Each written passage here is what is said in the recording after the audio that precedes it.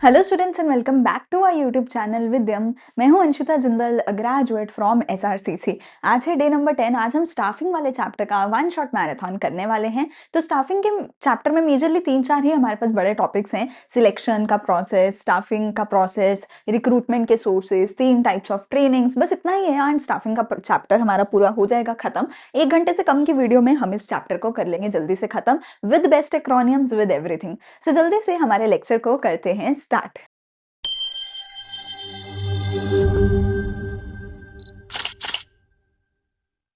तो शुरू करते हैं हमारा स्टाफिंग का चैप्टर। ठीक है, बहुत सिंपल सा चैप्टर है। सिंपल सा चैप्टर ये हमें बोलता है स्टाफिंग का कि भैया अगर तुम्हें अपने कंपनी के अंदर काम करवाना है तो काम करवाने के लिए लोग चाहिए, और लोगों को लेकर आने का, रखने का, सैलरी देने का, पूरे चीज का जो प्रोसेस है उसको हम स्टाफिंग बोल देते हैं। ठीक है, तो कहते हैं कि सही इंसान को सही नौकरी देना सही टाइम पे हमारी ऑर्गेनाइजेशन के अंदर, bye identifying the requirement of workforce. कहते हैं देखो तुम्हें कितने लोगों की जरूरत है, वर्कफोर्स को चेक करो और उसके बेसिस पे सही इंसान को सही नौकरी देना सही टाइम पे, इसी चीज को बोला जाता है स्टाफिंग। ठीक है, इसके फीचर्स क्या है? रियर्स। ठीक है, इसके फीचर्स क्या है?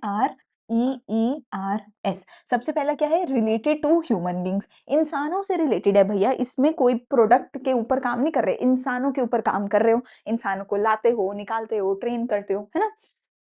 Essential at all managerial levels. भैया स्टाफिंग तो हर लेवल पे होती है, चाहे तुम्हारा टॉप लेवल है, चाहे मिडिल लेवल है, चाहे लोअर लेवल है। हर लेवल पे लोग रिजाइन करेंगे, लोग प्रमोट होंगे, लोग डिमोट होंगे, लोग छोड़कर जाएंगे, लोगों की डेथ भी होती है। ठीक है, हर लेवल पे लोगों का आना जाना लगा रहता है, तो हर लेवल पे स्टाफिंग होती है। ठीक है, effect of internal and external environment. Internal environment में कभी कुछ हो जाता है, कभी एक्सटर्नल एनवायरमेंट में कुछ हो जाता है, जिसकी वजह से कभी नए लोग रखने पड़ते हैं, कभी पुराने निकालने पड़ते हैं, कभी पुराने लोग छोड़कर जाते हैं, नए आते हैं। ठीक है, तो इंटरनल में क्या होगा भैया? लड़ाई झगड़ा हो गया, नया बिजनेस शुरू कर लिया, नया वर्टिकल, नई ब्रांच आ गई। एक्सटर्नल में क्या होगा? नया कॉम्पिटिटर आ गया, तो लोग हमें छोड़ के उसके पास चले गए। कुछ ना कुछ होता रहता है, जिसकी वजह से लगातार स्टाफिंग करनी पड़ती है। ठीक है, it is related to social responsibility. लोगों को नौकरी देना, पैसा देना, अच्छी इज्जत देना, अच्छी जॉब पोजीशन देना, वो सोशल काम ही तो है।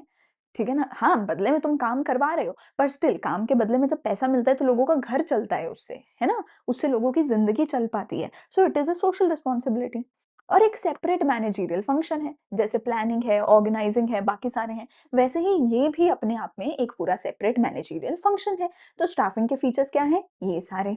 स्टाफिंग की इंपॉर्टेंस क्या है? ये कंपनी को सरवाइव करने में, ग्रो करने में मदद करती है। तुम कितना ही अच्छा कंपनी बना लो, एआई अकेला उसे नहीं चला सकता, टेक्नोलॉजी मशीन अकेली नहीं चला सकती, लोगों की जरूरत है एआई को बनाने के लिए, एआई को चलाने के लिए, ठीक करने के लिए, उससे काम करवाने के लिए। हर चीज में लोगों की जरूरत है। तो कंपनी को शुरू करने के लिए, सरवाइव करने के लिए, ग्रो करने के लिए, हर चीज में लोगों की जरूरत है, एंड लोगों की हेंसफोर्थ स्टाफिंग की जरूरत है।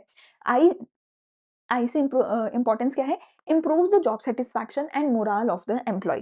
देखो जो स्टाफिंग फंक्शन है इसी के अंदर होता है कि तुम्हें एम्प्लॉय को ट्रेन भी करना है, एम्प्लॉय को सैलरी भी देनी है, एम्प्लॉय को चेक भी करना है, ठीक है, एम्प्लॉय को मोटिवेट भी करना है, सब कुछ करना है। ठीक है ना। सो एम्प्लॉय खुश रहता है। अगर एम्प्लॉय का पूरा प्रोसीजर अच्छे से हुआ हो, ट्रेनिंग अच्छे से हुई हो, तो एम्प्लॉय सेटिस्फाइड रहता है, अपनी नौकरी से खुश रहता है। ठीक है, की टू बेटर परफॉर्मेंस। लोग अच्छा परफॉर्मेंस करने लग जाते हैं अगर उनकी अच्छी ट्रेनिंग हुई है, अच्छी सैलरी है, तो लोग खुश रहते हैं, बेटर परफॉर्म करते हैं। Helps in discovering and obtaining the competent personnel.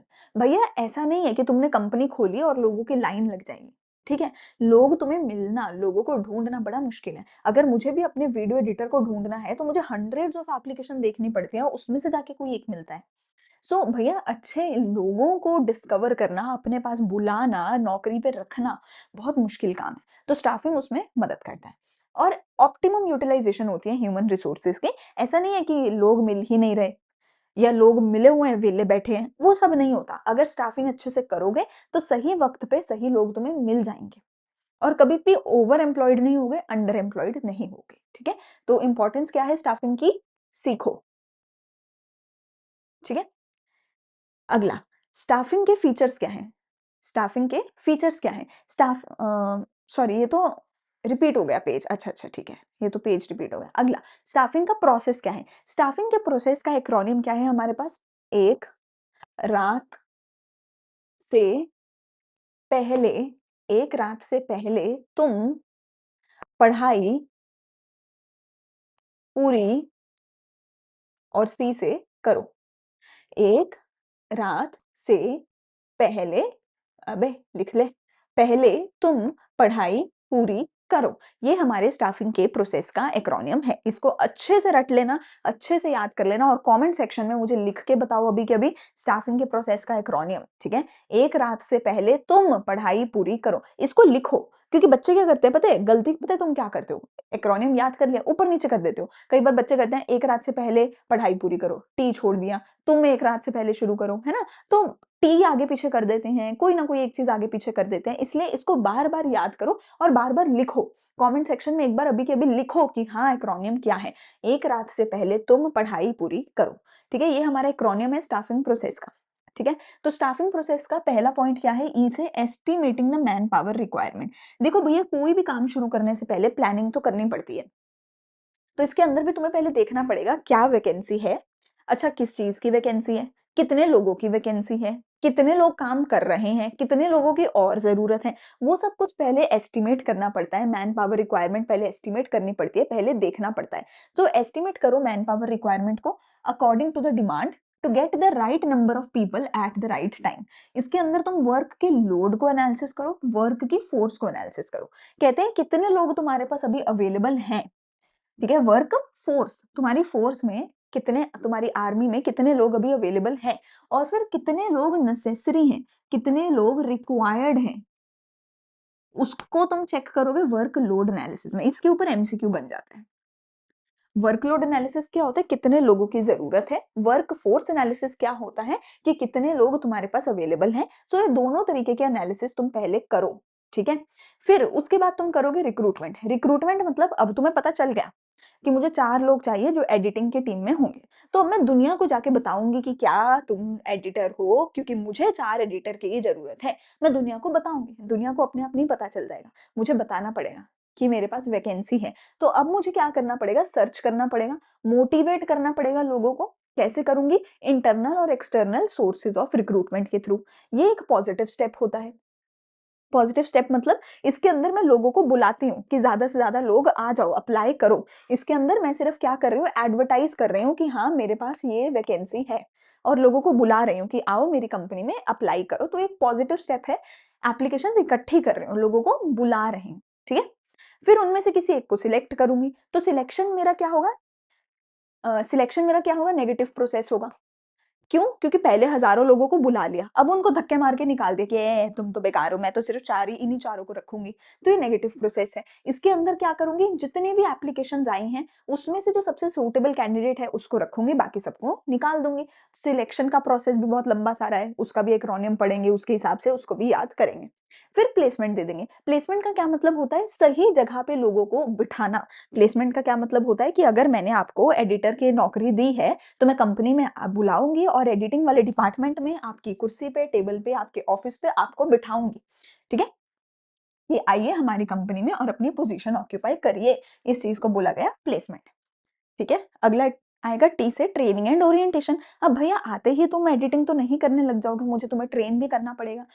Editing तुम्हें आती है, सॉफ्टवेयर यूज़ करना तुम्हें आता है, पर मेरा एडिटिंग स्टाइल कैसा है? मुझे कैसा काम चाहिए? ठीक है ना? वो सारी ट्रेनिंग एंड ओरिएंटेशन करी जाएगी। ओरिएंटेशन बोले तो इंट्रोडक्शन, तुम्हें कंपनी के साथ इंट्रोड्यूस किया जाएगा। ठीक है ना? So introducing the selected candidate to all the employees and telling the rules and policies of the organisation. It enables the recruiter to adjust themselves. It enables the employees, recruits to adjust themselves. ठीक है? इससे employ adjust हो जाएगा मेरी company के अंदर। फिर है परफॉर्मेंस अप्रेजल। परफॉर्मेंस अप्रेजल मतलब उनको परफॉर्मेंस को चेक किया जाएगा कि क्या इसने अच्छा काम किया या नहीं। देखो ऐसा नहीं होता कि मैंने इंटरव्यू लिया, रख लिया और बोला आज से तू ही है सब कुछ। हम उसको 1 हफ्ता 10 दिन चेक भी करते हैं कि भैया अगर तूने अच्छा काम किया, शुरू में क्या होता है प्रोबेशन पीरियड होते हैं कि अगर तुमने 1 हफ्ता अच्छा काम किया तभी तुम्हारी परमानेंट जॉब होगी, अगर 1 हफ्ता 10 दिन अच्छा काम नहीं किया तो निकाल देंगे। ठीक है? तो परफॉर्मेंस को चेक किया जाएगा, एम्प्लॉयी की परफॉर्मेंस को चेक किया जाएगा। ठीक है? फिर अगर उन्होंने अच्छा काम किया हुआ, फिर उनको प्रमोट किया जाएगा हायर पोज़ीशन पे, ठीक है? फिर उनको प्रमोट किया जाएगा हायर पोज़ीशन पे एंड फाइनली उनको कॉम्पेंसेट किया जाएगा, यानी कि उनको उनकी सैलरी दी जाएगी उनके काम के बदले की, ठीक है? मॉनेटरीली हो, नॉन मॉनेटरी हो, उनको सैलरी उनकी दी जाएगी, ठीक है? तो ये पूरे का पूरा क्या है मेरा प्लानिंग स्टाफिंग का प्रोसेस है। एक रात से पहले तुम पढ़ाई पूरी करो, ठीक है? एस्टिमेटिंग मैन पावर नीड्स, फिर रिक्रूट करोगे, सिलेक्ट करोगे और फिर प्लेसमेंट करोगे, ट्रेन करोगे, परफॉर्मेंस अप्रेजल करोगे, प्रमोशन करोगे, कॉम्पनसेट करोगे। ये मेरा पूरे का पूरा क्या हो गया? प्लानिंग का प्रोसेस हो गया। ये तुम्हें एज इट इज रट्टा मारना है, एज इट इज पूरा एक्रोनियम के साथ याद करना पड़ेगा। चलो अगले टॉपिक पे चलते हैं।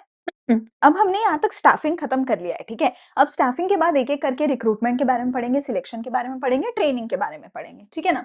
सबसे पहले आती है रिक्रूटमेंट। रिक्रूटमेंट का मतलब क्या है कि तुम्हें बस दुनिया को बताना है कि हाँ, मेरे पास इस चीज़ की वैकेंसी है और तुम मेरे पास आके अप्लाई करो इस चीज़ के लिए। तुम लोगों से अप्लाई करने के लिए बोल रहे हो, लोगों से एप्लीकेशंस मंगवा रहे हो और कुछ नहीं कर रहे इसके अंदर, ठीक है? तो तुम सर्च कर रहे हो, लोगों को मोटिवेट कर रहे हो कि आओ मेरी कंपनी में अप्लाई करो, ठीक है? इसके 2 सोर्सेज़ होते हैं, इंटरनल एंड एक्सटर्नल सोर्स इसके होते हैं और ये क्या है? एक पॉजिटिव स्टेप है, ठीक है? ये क्या है? एक पॉजिटिव स्टेप है, ठीक है? मतलब इसमें तुम लोगों को बुलाते हो, लोग अप्लाई करते हैं, ठीक है? ये 2 तरीके के सोर्सेज़ हो सकते हैं, लोगों को बुलाने के, रिक्रूट करने के, इंटरनल और एक्सटर्नल सोर्स। इंटरनल सोर्स मतलब तुम कंपनी के इनसाइड इनसाइड द कंपनी ही लोगों को रिक्रूट कर रहे हो, ठीक है? एक्सटर्नल सोर्स मतलब फ्रॉम आउटसाइड द कंपनी, लोगों को बाहर से बुला रहे हो कि आओ अप्लाई करो। Inside the company internal source क्या है? लोगों को जो कंपनी के अंदर ही लोग हैं, जो ऑलरेडी एग्जिस्टिंग एम्प्लॉइज हैं, उनके थ्रू ही लोगों को अप्लाई करवा रहे हो, उनमें से ही किसी को बोल रहे हो कि अप्लाई करो, ठीक है? उनमें से ही किसी को ढूँढ रहे हो अपनी वैकेंसी फिल करने के लिए। लेकिन एक्सटर्नल सोर्स क्या होगा? बाहर से, कंपनी के बाहर से अनजान लोगों को बुला रहे हो कि आइए हमारी कंपनी में अप्लाई करिए। तो इंटरनल सोर्स क्या होंगे? या तो तुम ट्रांसफर कर दो, एक डिपार्टमेंट से दूसरे डिपार्टमेंट में ट्रांसफर कर दो, एक ब्रांच से दूसरी ब्रांच में ट्रांसफर कर दो, एक जगह से दूसरी जगह ट्रांसफर कर दो। तो जब भी अगर लेट्स से मैं एचआर डिपार्टमेंट में हूँ और कल को सेल्स डिपार्टमेंट में बहुत बड़ी वैकेंसी आ गई, तो एचआर को निकाल के सेल्स में डाल दो, सेल्स को निकाल के मार्केटिंग में डाल दो, किसी को अकाउंट्स में डाल दो। तो एक डिपार्टमेंट से दूसरे में ट्रांसफर कर दो, हॉरिजॉन्टल शिफ्ट है, हॉरिजॉन्टल है, ठीक है? ऐसे है ना? इधर से इधर है, ऊपर-नीचे नहीं है, सेम लेवल पे दूसरी जगह भेज रहे हो, एक जॉब से दूसरी जगह में भेज रहे हो, एक डिपार्टमेंट से दूसरे में भेज रहे हो, without a change in the responsibility and status. मतलब अगर तुम लोअर लेवल पे हो, तो लोअर लेवल पे ही किसी दूसरे काम में चले गए, मिडल लेवल पे हो, तो मिडल लेवल पे ही किसी दूसरे काम में चले गए। लेकिन प्रमोशन क्या होगा कि तुम्हारा ये क्या होगा? वर्टिकल होगा। मतलब इसमें क्या था? हॉरिजॉन्टल था कि लोअर लेवल डिपार्टमेंट ए, उससे चले गए लोअर लेवल डिपार्टमेंट बी, ये तो हुआ ट्रांसफर। लेकिन प्रमोशन क्या होगा? लोअर लेवल से मिडल लेवल पे चले गए, मिडल लेवल से टॉप लेवल पे चले गए। वो होती है प्रमोशन, जब तुम्हें एक हायर पोजीशन पे डाला जाए, जिसकी रिस्पॉन्सिबिलिटी भी ज्यादा होगी, स्टेटस भी ज्यादा होगा, पेमेंट भी ज्यादा होगी, ठीक है ना? तो उससे क्या होगा? जो तुम्हारा एम्प्लॉय है वो मोटिवेट हो जाएगा, ठीक है? It will improve the motivation, loyalty and satisfaction level the of the employees, ठीक है? क्योंकि एम्प्लॉय खुश हो जाएगा कि अरे मेरी प्रमोशन हो गई, अब तो मैं इस कंपनी में 2 साल और काम करूंगा, फिर और बड़ी प्रमोशन और ज्यादा पैसा, ठीक है ना? तो प्रमोशन हो जाएगी। फिर इसकी एडवांटेजेस क्या हैं? इसके एडवांटेजेस क्या हैं कि बहुत सिंपल है यार, कंपनी में यार थोड़े बहुत लोग ही तो होते हैं, उनमें से किसी एक को उठा के ट्रांसफर या प्रमोट करना है, तो बहुत सिंपल सा प्रोसेस है, कोई लंबी चौड़ी कहानी नहीं है, ठीक है? तो candidate working in the employ enterprise जो है, उनको तुम वैसे भी अच्छे से जानते हो, तुम्हें वैसे भी अच्छे से पता है कि कौन अच्छा है, कौन बुरा है, तो ये बहुत सिंपल प्रोसेस है, टाइम कंज्यूमिंग नहीं है। ओरिएंटेशन नहीं होगी, ओरिएंटेशन बोले तो इंट्रोडक्शन, अरे जो एम्प्लॉय पहले ही तुम्हारी कंपनी में काम करता है, उसे दोबारा तो इंट्रोड्यूस करवाने की जरूरत ही नहीं है, दोबारा से ट्रेन करने की जरूरत ही नहीं है, उसे तो सब पता है, तो वो भी खर्चा बच गया। मोटिवेट भी होगा एम्प्लॉय कि हाँ यार आज उसकी प्रमोशन हुई है, कल मेरी प्रमोशन भी होगी, तो सारे मोटिवेट होंगे एम्प्लॉइज, ठीक है? सस्ता भी है, सस्ता है ना, कोई एडवर्टाइज नहीं कर रहे, कोई तुम लंबा चौड़ा सिलेक्शन प्रोसेस नहीं करोगे, कुछ नहीं करोगे, अंदर से घर के बात घर में ही रह गई, तो बहुत सस्ता प्रोसेस है। इम्बैलेंस भी रिड्यूस होता है। कई बार होता है कि एक जगह पे एक्सेस लोग हैं, दूसरी जगह पे वैकेंसी है, तो एक्सेस से उठा के वैकेंसी वाले डिपार्टमेंट में डाल दो, ठीक है ना? तो कंपनी में इम्बैलेंस जो है, वर्कर शॉर्टेज है कहीं पे एक्सेस वर्कफोर्स है, वो पूरा इम्बैलेंस इससे ठीक होता है। पर इसकी डिसएडवांटेज क्या है कि लोग लेजी हो जाते हैं। अगर मुझे पता है, जो सरकारी एम्प्लॉइज के केस में भी होता है, मुझे पता है मेरी प्रमोशन होगी तो होगी, 2 साल टिकी रहती हूँ, 2 साल बैठी रहती हूँ, प्रमोट हो जाऊंगी, तो मैं काम ही नहीं करूंगी अच्छे से, क्योंकि पता है 2 साल बाद प्रमोशन होनी ही है। तो एम्प्लॉय लेजी हो जाएंगे, कंपटीशन नहीं बचेगा। फ्रेश टैलेंट कोई नया आ नहीं पाएगा, कोई नया टैलेंट नहीं आ पाएगा, वही पुराने ही लोग काम करेंगे, ठीक है? कॉम्पिटिशन नहीं होगा, एम्प्लॉइज़ में आपस में कॉम्पिटिशन ही नहीं है। सबको पता है आज नहीं तो कल प्रमोशन तो होनी है, बाहर से तो किसी को लाओगे नहीं, तो कॉम्पिटिशन ही नहीं होगा। बहुत नैरो स्कोप है, 2-4 लोग ही हैं तुम्हारे पास, उनमें से ही किसी को चुनना है, तो बहुत नैरो स्कोप है वर्सेस तुम्हारे पास 4000 लोग हैं, उनमें से किसी को चुनना है, तो वो कितना वाइड स्कोप है ना? लेकिन यहाँ पे तो कंपनी वाले 2-4 लोग हैं, उनमें से किसी को चुनना है। ट्रिम डाउन प्रोडक्टिविटी, प्रोडक्टिविटी बहुत कम हो जाती है एम्प्लॉइज़ की क्योंकि उन्हें पता है कि प्रमोशन होना फिक्स है, ठीक है? या फिर अगर तुम बार-बार उनको ट्रांसफ़र करते रहोगे, तो भी वो प्रोडक्टिविटी उनकी रिड्यूस हो सकती है, ठीक है? अच्छा इसके जितने भी डिसएडवांटेजेज़ हैं, वो एक्सटर्नल सोर्स की एडवांटेज हो जाएँगी। इसकी जो एडवांटेज है, वो एक्सटर्नल सोर्स की डिसएडवांटेज हो जाएँगी, ठीक है ना? क्योंकि दोनों एक-दूसरे के बिल्कुल ऑपोज़िट हैं। एक्सटर्नल सोर्स क्या है? कंपनी के बाहर से किसी को रिक्रूट कर रहे हो। कंपनी के बाहर से कैसे कर सकते हो? पहला तो है डायरेक्ट रिक्रूटमेंट। इसका मतलब होता है तुम्हारी कंपनी का जो दरवाज़ा होता है ना, तुमने देखा होगा कंपनी छोड़ो, तुमने देखा होगा बाज़ार में दुकानों के ना जो गेट होते हैं, दुकानों के गेट के बाहर लिखा होता है need helper boy, need sales boy, need sales girl लिखा होता है ना छोटा-सा ऐसे वो लगा होता है नोटिस सा, है ना? छोटा-सा पेज चिपका रखा होता है ना? Need one sales boy, sales girl. तो उस चीज़ को डायरेक्ट रिक्रूटमेंट बोला जाता है कि कंपनी का जो गेट है, उस पे एक नोटिस लगाया जाएगा कंपनी के नोटिस बोर्ड पे। जो भी अनएम्प्लॉयड लोग हैं, वो उस नोटिस को देखेंगे और देखेंगे कि अच्छा ये इस चीज़ की ज़रूरत है, तो वो अंदर जाएँगे, अंदर जाके बात कर लेंगे कि हाँ, आपको ये ज़रूरत है, मैं हूँ काम करने के लिए, ठीक है? तो ये बहुत इकोनॉमिकल मेथड है। ये यूजुअली अनस्किल्ड या छोटे लेवल के, लोअर लेवल वगैरह के लेबर वगैरह के लिए ये यूज़ होता है, अनस्किल्ड लोगों के लिए यूज़ होता है। ऑब्वियसली आप ये कभी नहीं लिखा देखोगे नीड अ सीईओ, तो टॉप लेवल के लिए ये सब नहीं होता है, ये लोअर लेवल के लिए अनस्किल्ड जॉब्स के लिए होता है। फिर है कैजुअल कॉलर। कैजुअल कॉलर क्या होता है मेरे साथ भी होता है अब ये कि अब मेरा यूट्यूब चैनल है, ठीक है? मेरे यूट्यूब चैनल हज़ारों लोगों तक पहुँचता है, तो मैंने अपनी ईमेल लिखी हुई है। तो अब कोई टीचर है, कोई वीडियो एडिटर है, वो क्या करते हैं मेरी ईमेल पे मेल डालते रहते हैं और ना डेली बेसिस मुझे मेल आती है कि आपको थंबनेल बनवाना है, मैं बना देता हूँ। एडिटर चाहिए, मैं हूँ। टीचर चाहिए, मैं हूँ। तो मैं क्या करती हूँ उन लोगों की मेल सँभाल के रख लेती हूँ कि आज तो नहीं चाहिए, पर कल को ज़रूरत पड़ेगी, तो मैं चेक कर लूँगी। तो कैजुअल कॉलर कौन होते हैं? वो लोग होते हैं जो आपको बिना बात के खुद ही मैसेज करते रहते हैं, कॉल करते रहते हैं, ईमेल करते रहते हैं। कंपनी ऐसे लोगों का डाटाबेस इकट्ठा करके रखती है, ताकि कल को जभी भी वैकेंसी अराइज़ होगी, तब कंपनी इनको कॉल कर लेगी और ये भी इकोनॉमिकल मेथड है। एडवर्टाइज़मेंट तो सिंपल है, तुम टीवी पे, रेडियो पे, न्यूज़पेपर में एडवर्टाइज़ कर दो कि हमें इस तरीके की चीज़ की, इस एम्प्लॉयी की ज़रूरत है। गवर्नमेंट तो यही करती है, जब भी गवर्नमेंट की वैकेंसी आती है, तो न्यूज़पेपर में लिखा आता है कि इस पर्टिकुलर पोस्ट के लिए अ एग्ज़ाम खुलने वाली है ना? भर्ती खुलने वाली है इस पोस्ट के लिए, तो एडवर्टाइज़मेंट कर सकते हो। प्लेसमेंट एजेंसी और मैनेजमेंट कंसल्टेंट होते हैं। ये तो मतलब एक तरीके से मिडलमैन की तरह होते हैं, जैसे शादी में होते हैं ना कि शादी में बिचौला होता है ना कि ब्राइड और ग्रूम को आपस में मिलवाता है ना? वही ऐसे ही ये है ना? तो ये क्या करती है प्लेसमेंट एजेंसीज़ इनके पास डाटाबेस होता है, बहुत सारे कैंडिडेट्स का और ये अपने यहाँ कंपनीज़ को बुलाती हैं, कंपनीज़ को कहती है मेरे पास आके रजिस्टर करो, ठीक है? मैं तुमसे थोड़ा-सा चार्ज लूँगी, लेकिन बदले में तुम्हें एम्प्लॉइज़ का डाटाबेस मैं दे दूँगी। तो प्लेसमेंट एजेंसीज़ मिडलमैन की तरह काम करती हैं कंपनी एंड एम्प्लॉयी के बीच में। यूजुअली हायर लेवल के लिए आप ये काम करते हो, ठीक है? बिकॉज़ इनके पास बहुत बड़ा डेटाबेस होता है। फिर है एम्प्लॉयमेंट एक्सचेंज, ये गवर्नमेंट रन करती है। गवर्नमेंट चाहती है कि भैया जो भी लोअर लेवल ऑपरेटिव जॉब्स हैं, उसके लिए लोगों को जो है कंपल्सरीली मिलनी चाहिए जॉब, है ना? रूरल एरियाज़ में। तो गवर्नमेंट बोलती है कि किसी के पास भी वैकेंसी है गवर्नमेंट एजेंसी के पास, गवर्नमेंट कंपनी के पास, तो इसको गवर्नमेंट एक्सचेंज को नोटिफ़ाई करना ज़रूरी है। तो कंपनी क्या करती है, गवर्नमेंट एक्सचेंज को बता देती है, एम्प्लॉयमेंट एक्सचेंज को बता देती है कि मेरी ये वैकेंसी है और एम्प्लॉयमेंट एक्सचेंज उसको हर जगह एडवर्टाइज़ कर देते हैं। ताकि लोग आके अप्लाई कर सकें, ठीक है? कैजुअल कॉलर्स तो हो गए अपने sorry not this is not casual callers, this is campus placement. This is campus placement. Campus placement तो बहुत सिंपल है कि अगर तुम कॉलेज जाते हो, कॉलेज के बाद तुम्हें कैंपस पे कंपनी आएगी और तुम्हें प्लेसमेंट दे देगी। ये तो तुम सब करते ही हो, मैम एसआरसीसी की प्लेसमेंट कितनी होती है, मैम आपकी प्लेसमेंट कहाँ पे हुई, क्या हुई, है ना? मुझे बहुत मैसेजेस आते हैं। तो वो कैंपस प्लेसमेंट है कि तुम एक कॉलेज में जाते हो, उस कॉलेज में तुम एज़ अ स्टूडेंट होते हो, टेक्निकल जॉब्स टेक्निकल स्टडी कर रहे होते हो और कंपनीज़ वहाँ पे आती हैं और तुम्हें वहाँ से लेकर के जाती हैं, ठीक है? दूसरा है रिकमेंडेशन ऑफ एम्प्लॉइज। तुम्हारे एम्प्लॉइज रिकमेंड कर देते हैं कि यार मेरा ये दोस्त है, मेरा ये भाई बंधु है।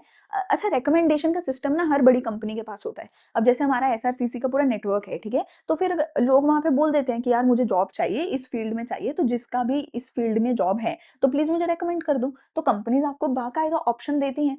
कंपनीज का पूरा पोर्टल होता है कि यहाँ पे रेकमेंड करो, अपना रेज्यूमे डाल दो, ये डाल दो, और उसको फिर पहल दी जाती है, उसको फिर प्रेफरेंस दी जाती है जो तुम्हारे एम्प्लॉय का रिकमेंडेशन होता है। ठीक है। अगला है लेबर कॉन्ट्रैक्टर्स। लेबर कॉन्ट्रैक्टर मतलब कि एक कॉन्ट्रैक्टर होगा जिसके पास हंड्रेड्स ऑफ लेबरर्स का बायोडाटा होगा, और फिर जिस भी फैक्ट्री वाले को मजदूर चाहिए वो सीधा कॉन्ट्रैक्टर को बोलेगा। कॉन्ट्रैक्टर उसको एक दिन के लिए 10, 15, 20 जितने भी मजदूर चाहिए उतने भेजवा देगा और उनको दिहाड़ी पे पैसा मिल जाएगा। वेब पब्लिशिंग है, गूगल पे डाल दो, जैसे कि वेबसाइट है naukri.com, jobstreet.com, इस पे डाल दो। कंपनी भी यहाँ पे आती है, एम्प्लॉयज भी यहाँ पे आते हैं, आपस में मिलते हैं, नौकरी ले लेते हैं। ठीक है जी। ये हो गए सारे एक्सटर्नल सोर्सेज। अब इसके एडवांटेजेस डिसएडवांटेजेस बिल्कुल ऑपोजिट हैं इंटरनल वाले के।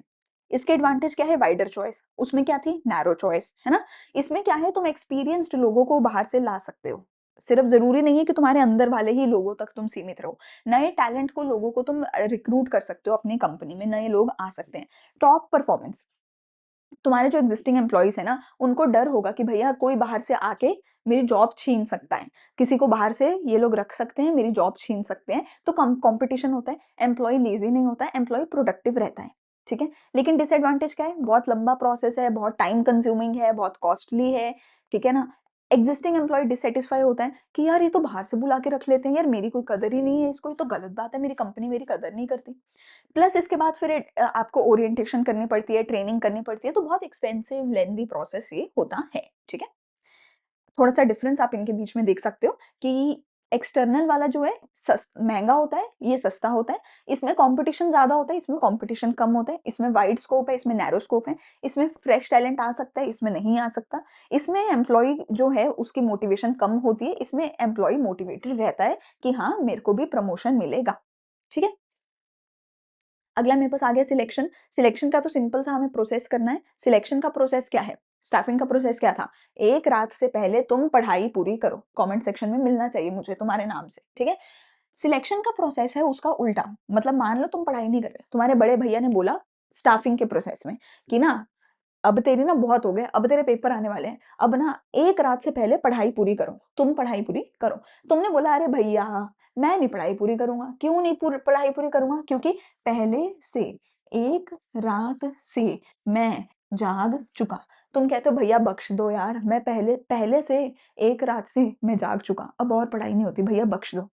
तो ये पहले से एक रात से मैं जाग चुका, ये हमारा क्या है? सिलेक्शन का प्रोसेस है। ठीक है। सिलेक्शन में तुम्हें क्या करना है? जो भी एप्लीकेशन आई थी, जितने भी रिक्रूट तुमने करे, उसमें जो भी एप्लीकेशन आई, उसमें से सबसे सूटेबल कैंडिडेट को ढूंढोगे और उसको रखोगे, और बाकी सबको रिजेक्ट कर दोगे। ठीक है। बाकी सबको रिजेक्ट कर दोगे, तो इसमें तुम चूज करोगे। तो ये क्या है? एक नेगेटिव प्रोसेस है। ठीक है जी।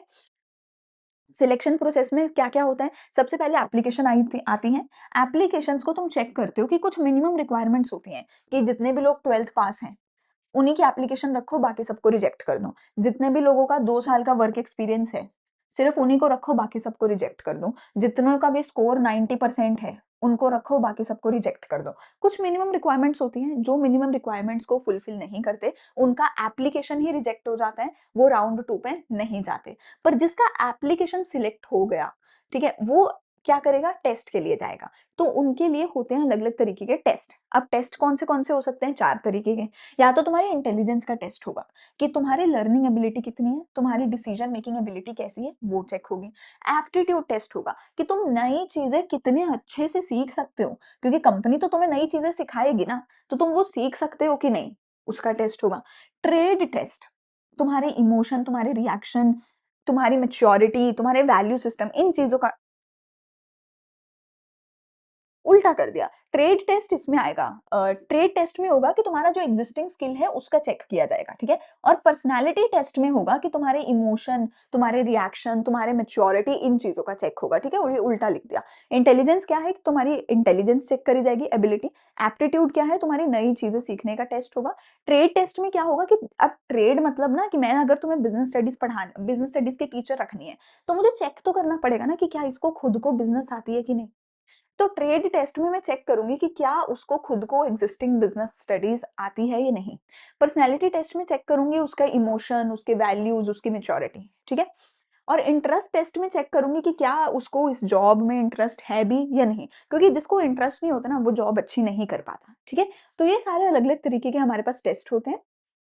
ठीक है? तो ये टेस्ट लिए जाते हैं, जो इन टेस्ट में पास हो गया, फिर वही बैठ सकता है इंटरव्यू के लिए। अच्छा, इंटरव्यू में क्या होता है? ये होती है एक फॉर्मल, इन डेप्थ कन्वर्सेशन, ताकि तुम चेक कर सको कि ये तुम्हारी सूटेबल है, तुम्हारी कंपनी के लिए ये इंसान या नहीं। इसमें जॉब रिलेटेड क्वेश्चन पूछे जाते हैं, जनरल क्वेश्चन पूछे जाते हैं कि आप कौन हैं? आप क्यों आए हैं हमारे पास? हम आपको क्यों रखें? हम आपको क्यों ना रखें? आपकी स्ट्रेंथ क्या है? आपकी वीकनेस क्या है? अच्छा, अपनी पढ़ाई के बारे में बताइए, अपने जो आपने वर्क किया पीछे उसके बारे में बताइए। इन चीज़ों से रिलेटेड चीज़ें पूछी जाती हैं। आप हमारी कंपनी को क्या दे सकते हो? 5 साल में हमारी कंपनी में क्या कर सकते हो? ठीक है? वो सब कुछ इसमें पूछा जाता है। ठीक है? अच्छा, जिसका इंटरव्यू भी क्लियर हो गया, फिर उसका रेफरेंस और बैकग्राउंड चेक होगा कि भैया ऐसा तो नहीं है कि पिछली कंपनी से निकाला गया था, लड़-झगड़ के आया था, पिछली कंपनी में बहुत बुरी हरकतें इसने करी थी, कहीं ऐसा तो नहीं है? तो आपका करा जाएगा रेफरेंस और बैकग्राउंड चेक। तो आपके प्रीवियस एम्प्लॉयर से पूछा जाएगा, मेल करी जाती है, कॉल करी जाती है, आपके टीचर से पूछा जाएगा, यूनिवर्सिटी से पूछा जाता है। अलग-अलग तरीके होते हैं वेरीफाई करवाने के। स्पेशल एजेंसीज़ बनी होती हैं, जिन एजेंसीज़ का काम ही होता है आपका बैकग्राउंड वेरीफाई करना, ठीक है ना? तो आपके बैकग्राउंड चेक करे जाएँगे। अगर आपका पीछे भी सब कुछ सही है, तो फिर डिसाइड किया जाएगा कि क्या आपको सिलेक्ट करना है या नहीं करना। आपके टेस्ट के बेस पे, इंटरव्यू के बेस पे, रेफरेंस चेक के बेस पे, ठीक है ना? जो भी फीडबैक आपके बारे में मिले हैं, आपके मैनेजर ने क्या फीडबैक दिया है आपके बारे में, उन सभी चीज़ों के बेसिस पे डिसाइड किया जाएगा कि आपको रखना है या नहीं रखना है। अच्छा, अगर रख लिया, तो फिर आपको जॉब ऑफर मिलेगा। जॉब ऑफर क्या होता है? एक तरीके से कि आपको बताया जाएगा कि हाँ जी, हम आपको रखने को तैयार हैं, हम आपको इतनी सैलरी देंगे, ये छुट्टियाँ देंगे, ये चीज़ें देंगे, ठीक है ना? तो अगर आपने सारा कुछ पास कर लिया, तो फिर आपका एक जॉब ऑफर लेटर होगा, जिसमें आपकी डेट बताई जाएगी, डेट ऑफ जॉइनिंग, ठीक है? अच्छा, फिर आता है कॉन्ट्रैक्ट ऑफ एम्प्लॉयमेंट। ये कॉन्ट्रैक्ट जो है, ये एक रिटन कॉन्ट्रैक्ट होता है, जिसमें आप भी साइन करते हो और कंपनी का भी साइन होता है। ये कॉन्ट्रैक्ट लीगल होता है कि अगर दोनों में से 2 पार्टीज़ ने साइन किया है, दोनों में से किसी ने भी कॉन्ट्रैक्ट की शर्तें अगर नहीं मानी, तो तुम कोर्ट में लेके जा सकते हो इस कॉन्ट्रैक्ट को, ठीक है? तो ये कॉन्ट्रैक्ट क्या होता है? इसके अंदर तुम्हारा पूरा सारा कुछ लिखा होता है, जॉब टाइटल, ड्यूटी, रिस्पॉन्सिबिलिटी, ब्ला, ब्ला, ब्ला, सब कुछ होता है और लीगली एनफोर्सिएबल होता है कोर्ट के अंदर, ठीक है? तुम्हारी ट्रेनिंग सॉरी, हाँ, इसमें इसी में ट्रेनिंग वगैरह के बारे में भी सब बताया जाता है, ठीक है? चलो, सिलेक्शन का प्रोसेस खत्म होता है। लास्ट टॉपिक मेरे पास आता है ट्रेनिंग एंड डेवलपमेंट का, ठीक है? तो जल्दी से इसको कवर कर लेते हैं। बहुत सिंपल सी बात है, कहते हैं कि किसी भी एम्प्लॉयी को अगर तुमने रखा है ना अपने पास, तो उसको ट्रेन करना पड़ेगा, उसको डेवलप करना पड़ेगा। अब अगर तो तुम सेल्फिश हो, तुम कहते हो कि मेरे को कोई लेना-देना नहीं है, एम्प्लॉयी अपना खुद देखेगा, मेरे को तो ना बस इसको वो सिखा दो जो मेरे लिए ज़रूरी है। जैसे कि ये मेरे टीचर अपनी रियल लाइफ़ में कैसे भी है, मुझे कोई लेना-देना नहीं है। जब कैमरा के सामने पढ़ाने आए, तो अच्छे से पढ़ाए, बस मुझे उससे मतलब है। तो मैं उसे क्या कर रही हूँ, ट्रेन कर रही हूँ। लेकिन अगर मैं कहती हूँ कि नहीं यार, ओवरऑल भी तो एम्प्लॉयी को अच्छा होना चाहिए ना, इसको बोलना भी आना चाहिए, इसको इंग्लिश भी आनी चाहिए, इसको बॉडी को अपने आप को प्रेज़ेंट करना आना चाहिए, है ना? अब इसको जनरल स्किल्स आने चाहिए।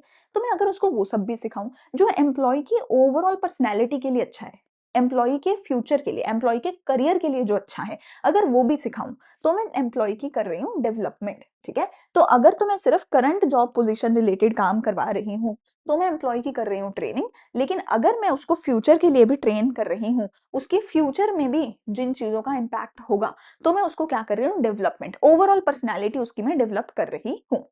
सो ट्रेनिंग से क्या होता है, जॉब स्पेसिफिक है कि आज की जॉब आप करोगे, जॉब ओरिएंटेड है, शॉर्ट टर्म है, प्रेजेंट जॉब रिक्वायरमेंट्स के अकॉर्डिंग होता है, ठीक है? परफॉर्मेंस आपकी इस जॉब की तो बढ़ जाएगी, बट ओवरऑल आप नहीं ज़्यादा कुछ इम्प्रूव कर पाओगे, क्योंकि ये बहुत नैरो है। लेकिन डेवलपमेंट में क्या होता है, आपकी ओवरऑल ग्रोथ होती है, ये करियर ओरिएंटेड है, ओवरऑल लॉन्ग टर्म में आपके करियर में हेल्पफुल होती है, आपके फ्यूचर के लिए बहुत बढ़िया है, ठीक है? आपकी ओवरऑल पर्सनैलिटी बढ़ती है, इससे इंप्रूव होती है और ये बहुत ज़्यादा ब्रॉड है, ठीक है? ये टॉप लेवल के लिए होती है, ये लोअर लेवल के लिए होती है ट्रेनिंग, ठीक है जी? ट्रेनिंग के एडवांटेजेस क्या हैं बिज़नेस के लिए? बिज़नेस का पैसा वेस्ट नहीं होता, रिसोर्सेज़ वेस्ट नहीं होते क्योंकि जो ट्रेन्ड एम्प्लॉयी है वो एफिशिएंट होगा। बिज़नेस को ओरिएंटेशन और इंडक्शन जो है, वो हेल्प करती है कि एम्प्लॉयी आपके वर्किंग कंडीशन में ईज़िली घुल-मिल जाए, ठीक है? अगला है एडैप्टेशन, जो एम्प्लॉयी है वो किसी भी चेंज को एडैप्ट कर सकता है अगर वो अच्छे से ट्रेन्ड है, ठीक है? एम्प्लॉयी मोटिवेटेड रहता है, बहुत खुशी से काम करता है क्योंकि वो ऑब्वियसली ट्रेन्ड एम्प्लॉयी है, ठीक है? एम्प्लॉयी छोड़ के नहीं जाता, एम्प्लॉयी एब्सेंट भी नहीं रहता, एम्प्लॉयी छोड़ के भी नहीं जाता। एम्प्लॉयी की प्रोडक्टिविटी भी बढ़ती है, वो कम टाइम में ज़्यादा काम करके दे सकता है क्योंकि उसे काम सिखा दिया गया है। अब वो ट्रेन्ड है, तो वो जल्दी करेगा, अच्छा करेगा, गलतियाँ नहीं करेगा, ठीक है? और रियलिस्टिक एप्लीकेशन है, employee apply theoretical knowledge in practical use, ठीक है ना? क्योंकि उनको ट्रेन कर दिया है, तो उनको एग्ज़ैक्टली पता है कि कैसे अपनी सारी नॉलेज अप्लाई करनी है, ठीक है? एम्प्लॉयी के लिए भी बहुत फ़ायदेमंद है ट्रेनिंग क्यों? क्योंकि एम्प्लॉयी के स्किल्स बढ़ते हैं, नॉलेज बढ़ते हैं, तो वो फ्यूचर में ना जाके ज़्यादा महँगी जॉब्स डिमांड कर सकता है, ज़्यादा पैसे वाली जॉब्स कर सकता है फ्यूचर में जाके। उसका एक्सीडेंट नहीं होगा, वो क कभी भी कुछ गलती नहीं करेगा क्योंकि वो ट्रेन्ड है, उसे पता है क्या गलती हो सकती है और गलती अवॉइड कैसे करनी है, तो एक्सीडेंट नहीं होगा, उसके खुद के लिए अच्छा है, ज़्यादा पैसे कमा सकता है और एम्प्लॉयी का मोराल बढ़ता है कि हाँ भाई, मैं तो बड़ी काम की चीज़ हूँ मैं तो, ठीक है? ट्रेनिंग के मेथड क्या हैं? तुम्हारे सिलेबस में 2-3 मेथड ही हैं, बस उन्हीं को पढ़ना है। पहला है अप्रेंटिसशिप प्रोग्राम जो कि एक ऑन द जॉब मेथड है, मतलब जॉब के ऊपर ही ये ट्रेनिंग तुम्हें दी जाती है। इसके अंदर क्या होता है ना कि जो ट्रेनी है उसको एक सुपरवाइजर के अंडर रखा जाता है। फॉर एग्जांपल तुम्हारे जो प्लम्बर होते हैं, इलेक्ट्रिशियन होते हैं, रिपेयर वर्कर्स होते हैं, वो अप्रेंटिसशिप से ही अपना काम सीखते हैं। देखो प्लम्बर की कोई ऐसे नहीं है कि बुक्स होती हैं कि प्लम्बिंग ऐसे करी जाती है, इलेक्ट्रिशियन की ऐसे नहीं कोई कोर्स होता है। नहीं, वो क्या करते हैं, तुमने देखा होगा जब भी इलेक्ट्रिशियन आते हैं तुम्हारे घर पे, अपने साथ एक छोटू को लेके आते हैं। वो छोटू क्या करता है, वो बड़े वाले अंकल जो हैं, इलेक्ट्रीशियन अंकल जो हैं, उनको देखता है, उनके साथ-साथ मतलब वो क्या कर रहा है, उसका इतना ही काम है, छोटू ये पकड़ा, छोटू ये पकड़ा, छोटू ये लेके आ, छोटू वो करके आ, छोटू ये कर गया। तो वो छोटू क्या करता है, सारा काम देखता है, साथ-साथ हाथ बटाता है और देखते-देखते, करते-करते 6 महीने में सीख जाता है और फिर वो भी इलेक्ट्रीशियन बन जाता है और वो भी अपना काम करने लग जाता है। तो इसमें बस तुम क्या करते हो, एक एक्सपीरियंस सुपरवाइज़र के अंदर रहते हो, ठीक है? कुछ एक टाइम के लिए, 6 महीने के लिए, 1 साल के लिए और तुम उनसे सारे काम सीख जाते हो। ये पेड भी हो सकती है। अब छोटू को तुम थोड़े बहुत पैसे दे दो या फिर छोटू को बोलो मैं काम सिखा रहा हूँ, इसलिए मेरे साथ फ्री में काम करो। किसी भी तरीके की हो सकती है। इलेक्ट्रिशियन, प्लम्बर, ठीक है? जो आयरन वर्कर्स होते हैं, ये सब काम करते हैं, वो अप्रेंटिसशिप में आते हैं। इंटर्नशिप क्या होती है? इंटर्नशिप होती है भैया तुम्हारे पढ़े-लिखे लोगों की। ये काम सेम ही है, जो यहाँ पे सेम काम है। काम ये भी वही है, काम ये भी वही है। लेकिन ये होती है उन लोगों की जो पढ़े-लिखे नहीं होते, जिनका कॉलेज नहीं होता, कोर्सेज़ नहीं होते, ठीक है? जिनको बस ऐसे छोटू बना दिया जाता है। लेकिन ये उन लोगों की होती है जो कॉलेज में होते हैं, जिन्होंने कुछ पढ़ लिख लिया होता है।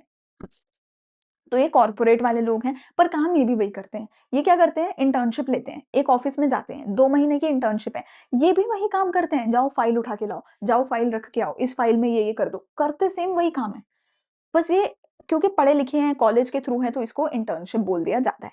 ऑन द जॉब ट्रेनिंग है, ये आपको कॉलेज के थ्रू मिलती है। आप एक कॉलेज में पढ़ रहे होते हैं, उस कॉलेज की जब समर ब्रेक होती है, तब आपको इंटर्नशिप मिलती है। एजुकेशनल इंस्टीट्यूशन के साथ बिज़नेस फर्म्स कोऑपरेट करती हैं, कॉलेज में आती हैं कंपनीज़, एसआरसीसी में भी आती हैं, है ना? हर साल कंपनीज़ आती हैं और बच्चों को इंटर्नशिप कॉलेज के थ्रू ही मिलती है, ठीक है? Candidates work free to gain experience, थोड़ा बहुत पैसा कई बार मिलता है। एसआरसीसी में तो बहुत अच्छा खासा पैसा मिलता है इंटर्नशिप का भी, ठीक है? Organisation gets experienced candidate need less training, ठीक है? तो ऑर्गेनाइजेशन को भी भैया बहुत सस्ते में लोग मिल रहे हैं, ठीक है ना? और लोगों को भी काम सीखने को मिल रहा है, ठीक है? जैसे कि medical representatives, accounting, finance, law, इस सब के लोग करते हैं, ठीक है? इंडक्शन क्या है आपकी? इंट्रोडक्शन, दैट्स इट, इसमें कुछ नहीं है। इसमें बस आपका सिंपल है कि जो भी नया एम्प्लॉयी आया है, उसको पूरी कंपनी का चक्कर लगवाया जाएगा, उसको सारे डिपार्टमेंट्स दिखाई जाएँगे, सबसे मिलवाया जाएगा, जानकारी कर दी जाएगी सबके बारे में, ठीक है ना? तो इसमें बस इतना सा ही काम होता है। पूरी फैक्ट्री बिल्डिंग का आउटलाइन दिया जाता है, सारे रूल्स प्रोसीजर्स बताए जाते हैं। ये इसलिए होता है ताकि लोग एडजस्ट कर सकें नए एनवायरनमेंट में। जब आप कॉलेज जाओगे तो कॉलेज का पहला दिन आपके साथ यही होगा। जब नौकरी पे जाओगे तो नौकरी के पहले दिन आपको ओरिएंटेशन दी जाएगी, इंडक्शन दी जाएगी, ठीक है? सबसे इम्पोर्टेंट है ये वेस्टिब्यूल ट्रेनिंग। वेस्टिब्यूल ट्रेनिंग होती है ऑफ द जॉब के लिए, वेस्टिब्यूल ट्रेनिंग होती है बड़े लोगों के लिए, पायलट्स के लिए, ठीक है? एस्ट्रोनॉट्स के लिए, इन लोगों के लिए, ठीक है? पायलट्स को ट्रेन करने के लिए, इन सब चीज़ के लिए। अब देखो मान लो एक पायलट है, पायलट को चलाना है एक एरोप्लेन, एयरक्राफ्ट, उस एयरक्राफ्ट में बैठे होंगे 200-300 लोग। अगर इस पायलट को काम आता ही नहीं, तो ये अपने साथ-साथ 200 लोगों को मार देगा। इसलिए इसको सीधा ऐसा नहीं बोला जा सकता, जा पायलट एयरक्राफ्ट ले जा, 200 लोगों को ले जा, जाओ उड़ा के आओ, ऐसा नहीं कर सकते। ठीक है ना? अब ट्रेनिंग तो देनी पड़ेगी ना, जब तक एरोप्लेन चलाया नहीं, जब तक गाड़ी चलाई नहीं, तो सीखोगे कैसे? बिना गाड़ी चलाए तो सीख नहीं सकते, तो बिना एरोप्लेन चलाए तो सीख नहीं सकते। पर एरोप्लेन है करोड़ों का, तुम्हारी जान भी जाएगी, लोगों की भी जान जाएगी, करोड़ों रुपए भी जाएँगे, तो ये भी नहीं कर सकते कि सीधा एरोप्लेन दे दिया। तो इसलिए क्या होता है, इनके लिए ना एक स्पेशल एनवायरनमेंट बनाया जाता है। वो एनवायरनमेंट में अगर आप अंदर जाके बैठोगे, तो आपको एग्ज़ैक्टली ये फ़ील होगा कि आप एक एक्चुअल एरोप्लेन चला रहे हैं। ठीक है? फ्लाइंग बीस्ट की कुछ एक वीडियोज़ में मैंने तो ये देखा था, वही बहुत मस्त चीज़ होती है। एक्चुअल में ऐसा फ़ील होता है, एक्चुअल में ऐसी पूरी फुटेज होती है आपके सामने, वही सेम कंट्रोल्स होते हैं, वही सेम एनवायरनमेंट होता है, ऐसा ही सारा कुछ बना के दिया जाता है, सेम केबिन होता है, सेम वही सारा कुछ होता है एंड यू फ़ील लाइक कि आप एक एरोप्लेन ही चला रहे हैं। ठीक है? अगर आपने मतलब अगर आप इसके बारे में देखना चाहो तो फ्लाइंग बीस्ट की भी आपको कुछ एक वीडियो मिल जाएगी, साइम्युलेशन करके कुछ इसको बोलते हैं आई गेस, ठीक है? आपको यूट्यूब पे कुछ ना कुछ इसकी वीडियो मिल जाएगी एंड यू विल सी कि मतलब ये बहुत मज़ेदार चीज़ है अपने लिए, तो ऑब्वियसली पायलट के लिए तो बहुत ट्रेनिंग वाली बात है, बट अपने लिए मज़ेदार बात है। तो यहाँ पे क्या होता है, एक्चुअल वर्क फ्लोर पे तुमसे काम नहीं कराया जाता, पर away from the actual work floor तुम्हारे लिए ना एग्ज़ैक्टली सेम वही चीज़ें बनाई जाती हैं, exactly same material, same equipment तुम्हें दिए जाते हैं। इससे डर नहीं है, किसी भी तरीके के एक्सीडेंट का, किसी भी चीज़ का, कॉस्टली मशीनरी टूटने का डर नहीं है कि करोड़ों का एरोप्लेन भी गया, वो भी डर नहीं है, ठीक है? तो ये एक्सपीरियंस्ड और एक्सपर्ट स्टाफ की ट्रेनिंग के लिए ये चीज़ यूज़ होती है, ठीक है? और ट्रेन ट्रेन करता कौन है? जो एक्सपीरियंस्ड लोग हैं, वो आपको वहाँ पे ट्रेन करते हैं। मतलब जो पायलट रिटायर हो गए, वो पायलट रिटायर होने के बाद ये ट्रेनिंग आपको देते हैं, ठीक है? तो ये हो गई अपनी वेस्टिब्यूल ट्रेनिंग। चलो, यहाँ पर अपना चैप्टर हो गया खत्म। चैप्टर में हमने ओवरऑल क्या पढ़ा? पहले पढ़ा स्टाफिंग का प्रोसेस, फिर रिक्रूटमेंट के इंटरनल सोर्स, एक्सटर्नल सोर्स, सबके एक्रोनियम आपको मैंने करवाए हैं, ठीक है? स्टाफिंग फिर आगे स्टाफिंग का प्रोसेस और फिर आगे 4 तरीके की ट्रेनिंग, दैट्स इट। इतना सा ही चैप्टर है, चैप्टर हो गया है समाप्त, ठीक है? डन लिखो कमेंट सेक्शन में अगर पूरा चैप्टर तुमने मेरे साथ कवर कर लिया है। मैं मिलूँगी तुम्हें अगले लेक्चर में, अगले चैप्टर के साथ। तब तक के लिए अच्छे से पढ़ाई करते रहो। Thank you. Bye bye.